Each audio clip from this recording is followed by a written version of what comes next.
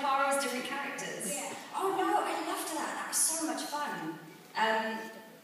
It's what I did in the audition originally, and it's kind of like imagining the same person, but if that person had grown up in future space, or if that person had grown up in like Victorian London. So like in essence they're the same person, but they've just got a bit of a different accent, and one is grown up in space and the other is grown up in, you know, now or in London. So it was I enjoyed that a lot.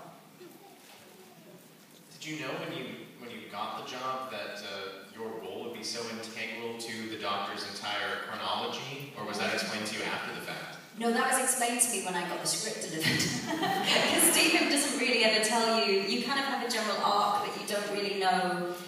You kind of never really know what's going to happen in the finale. But Stephen's scripts are like that anyway. You kind of he takes you in all kinds of unexpected directions that you literally will never expect to go in. But yeah, it was just a really confusing audition because I was just playing loads of different people. And I just thought they clearly don't know what they want here, but it was a clever plot of Stephen. What's it like talking with Stephen Moffat about your roles on the show and about the show? Because like Peter Capaldi, I mean, Stephen is a long time, a lifelong fan of Doctor Who, going all the way back into its rich canon. So what's it like bouncing ideas off him or asking him about your character? What's that process like, given that he is so knowledgeable about the history of the show? Have you ever sat down and had a full-on conversation? Because I haven't. About your character, no. No, I don't need to, really. No, because it's there in the writing, and then whatever, I mean, they cast the person who they like the interpretation, I guess. And then I would just get, like, text sporadically while he would be watching the rushes being like, good, mischief, attitude, I like it. Text-based with you mostly? Text-based, yeah. Occasional email. Good. Hello. Hi. I was just wondering, Karen, if have you ever thought about what would have happened to Melanie Pond if she wasn't taken at Demon's Run? Okay, so wait, let me go back to just cast my mind back. So she wasn't taken, and then she would have just grown up normally, I guess. Right? On the TARDIS. I mean, on the TARDIS. I mean, as normal as you can get on the TARDIS. I think that would be quite an interesting upbringing for any child to be traveling through time. I have no idea what that does to a person. It's going to be interesting, though, I think. I got good gossip. What? Oh, this kind of refers to a question before. Did you know I auditioned for Mel's? Oh my god, I did know that! Oh my god! That's one thing of the part that you didn't get, and my grandma was so upset because Thank God you did not get that! I also thought they'd never cast us as childhood best mates because the height difference was too much. I'm never going to get the part. Thank you. Thank you. If you could travel with a different Doctor that wasn't the actual one that you traveled with, who would you pick?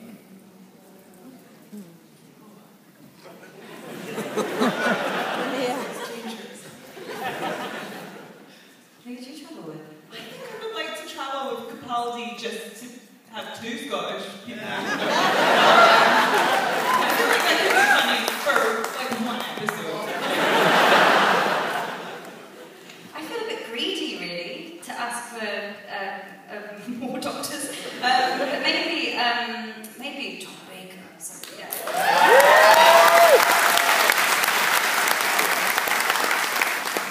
How would Amy Pond get on with Peter Capaldi's Doctor? Would they get along well? Would they have a different dynamic than Clara and Capaldi's Doctor?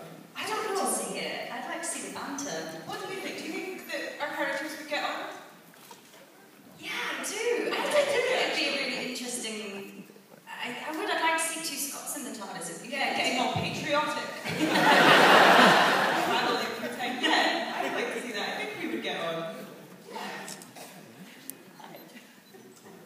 So I've got two questions, one for both of you and then one for Jenna. So the first question for both of you, so I'm a good mix of actually Scottish and English.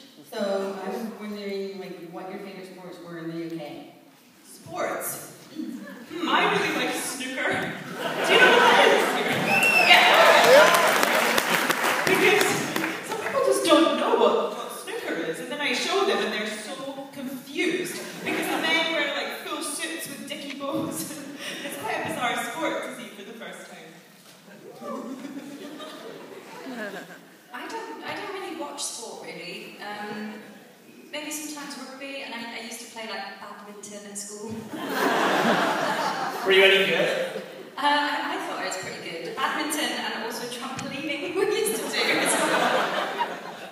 We had to play rugby in Scotland in school. Like they made the girls play that. Hello, sir. Hi. There's a theory I sort of read where the Doctor seems to be imprinting on his previous companions. Tennant was a reaction to Rose's accent, and Capaldi obviously being a reaction to Amy. What do you think the next Doctor would take in Flower? Hello? Okay. It could be somebody, you know, kind of going back to Chris Eccleston, really northern, I suppose, if that's the way it goes. And the second aspect, what do you think Amy's first reaction would be when meeting Capaldi's Doctor, realizing he's Scottish? I think she would just have a face of approval.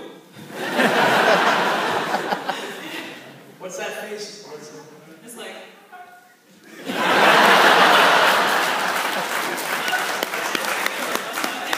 It's very perfect. Thanks for your question. Oh, and there was one more.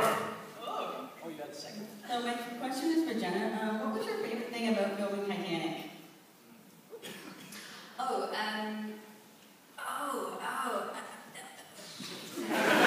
We filmed a lot in a water tank, and we got to flood the sets every day.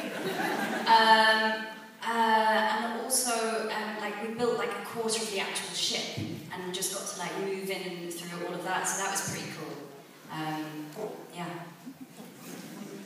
Thank you.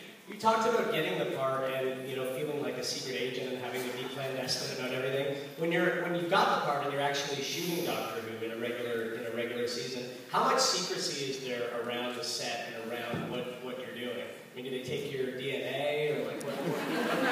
How secret is it? It's just signs that say like no Twitter. I